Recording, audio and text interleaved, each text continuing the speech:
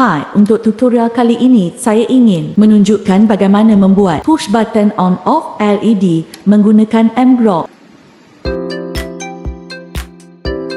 Pertama, anda perlu sambung wayar pada LED merah pin S dan G pada Mycest Iot Kit. 2. Sambungkan wayar LED merah pada pin 13S dan G.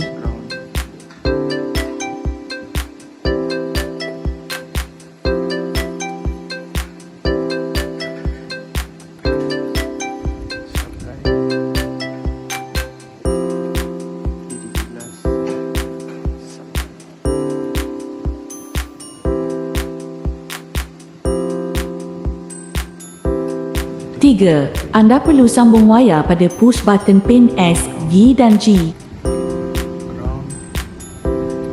4. Sambungkan wayar push button pada pin 2S, G dan G.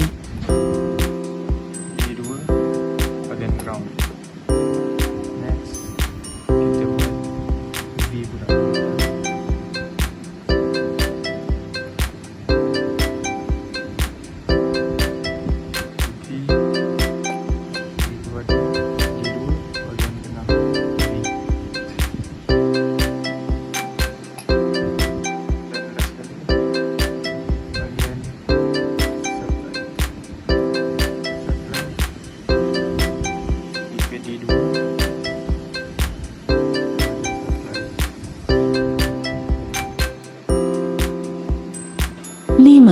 Sambungkan wayar USB pada Mycest Iot Kit. 6.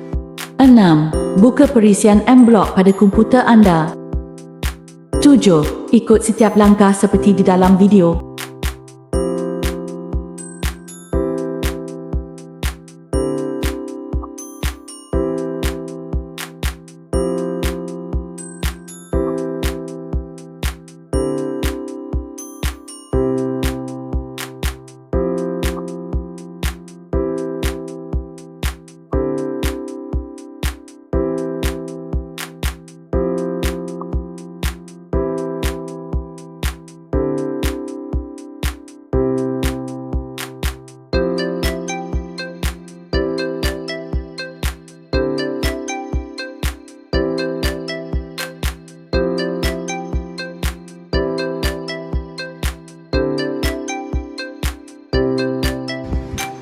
Sudah siap push button on off LED.